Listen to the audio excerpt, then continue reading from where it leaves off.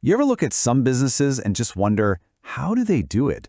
They seem to have this magnetic pull, right? They build this loyal following that just sticks with them, while other businesses kind of fizzle out. Well, the secret, it usually isn't about having more sales tricks up your sleeve. It's about building something way deeper, something that actually resonates with people. So let's dive in and uncover the huge difference between just selling stuff and building a brand that's going to last.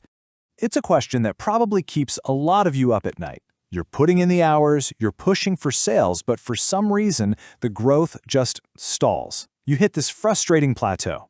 So what is it? What's the invisible wall that's holding so many companies back? And this right here, this image just perfectly nails the problem. It's a total imbalance. So many businesses, especially small and medium-sized ones, get so laser-focused on that next immediate sale.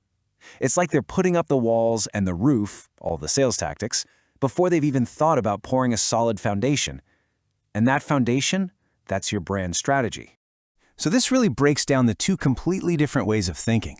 On one side, you've got the typical approach for a smaller business. It's all about tactical, person-to-person sales.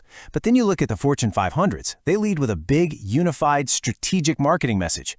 It's so powerful that the sale almost becomes a foregone conclusion. See, they build the brand first, and then the sales just naturally follow. Okay, so how do we fix this wobbly house? How do we fix that imbalance? Well, we have to start by pouring that solid, concrete foundation. And here's the key. That foundation isn't built with what you do, it's built with why you do it. You know, the legendary business guru Peter Drucker absolutely nailed it with this quote. Marketing isn't just another expense you list on a spreadsheet. He said it's one of only two things in a business that actually produces results.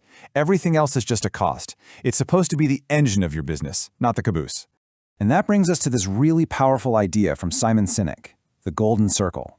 You see, most companies communicate from the outside in. They start with what they sell, then maybe they'll get around to explaining how they do it differently. But the truly inspired brands, the ones that last, they do the complete opposite. They communicate from the inside out. They start with their why, their purpose, their mission, the thing they truly believe in. So, here's the real kicker. When you start with why, the entire goal of your marketing just shifts. You're not just trying to hunt for customers anymore. You're trying to attract a tribe. You're looking for the people who see the world the same way you do, and believe me, those people become your most passionate fans. I love this way of thinking about it. Your brand is like an iceberg. The stuff people see, the logo, the cool colors, your website, that's just the tip, the 10% that's above the water. But the real strength, the real mass that keeps the whole thing stable, is the 90% that's hidden beneath the surface. That's your purpose, your values, your company culture. All the visual stuff should just be a reflection of that deep, invisible strength. Okay, so you've done the deep work, you've figured out your why, you've got that strong internal foundation. So what's next? Well, now it's time to drop the blueprint for how you're going to show up in the world. It's time to go out and claim your territory. And that's where something called positioning comes in. And it's not about getting a spot on a retail shelf. It's about owning a piece of real estate inside your customer's head. In a world with a million options for everything, the real battle isn't for market share anymore, it's for mind share. And get this, the battle for that mind share is insane. We're talking over 5,000 brand messages hitting the average person every single day. Our brains literally have to filter out all that noise just to survive. So if your position isn't incredibly sharp, simple, and unique, you don't just get ignored, you pretty much become invisible. Okay, check this out. This is probably my favorite example of positioning ever. When the first MP3 players came out, RCA's message was all about a feature, storage for 1 GB of MP3s. Kind of technical, a little cold, right? But then Apple came along.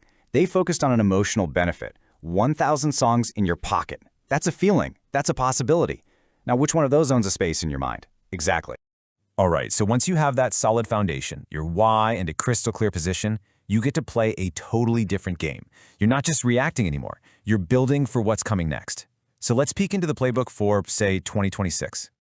So the first really big shift we're seeing is that the old lines are just getting totally blurry.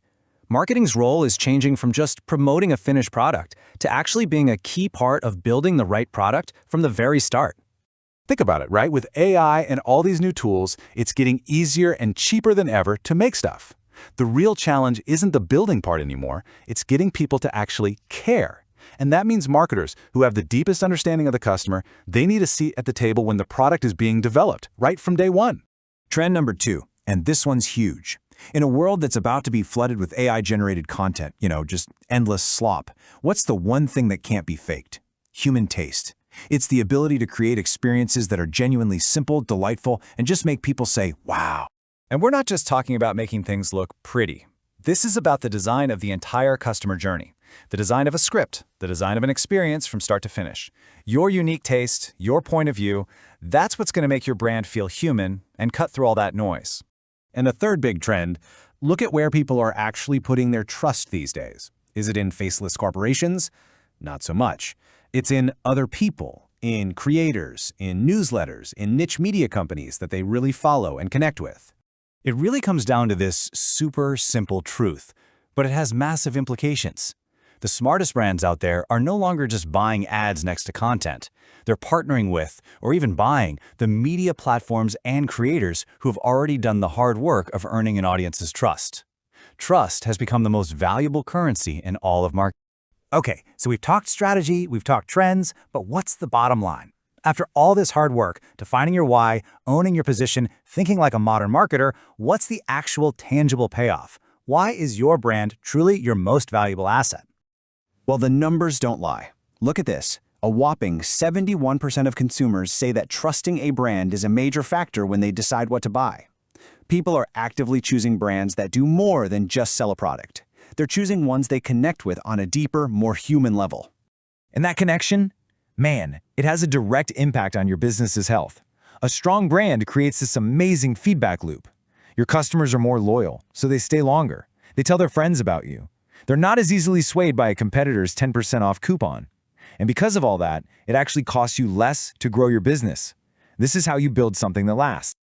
At the end of the day, we're living in what people call the age of the customer. They have all the power, all the choices, all the information right at their fingertips. In this new game, making random tactical moves just isn't going to cut it. A clear, cohesive brand strategy is the only way you can stand out and actually control the board. So I'll just leave you with this one question to really think about for your own business. Are you caught in that trap of just pushing products, just trying to sell what you have on the shelf? Or are you taking the time to build a real brand with a strong foundation, one that doesn't just transact, but actually connects? Because the answer to that question is going to define your future.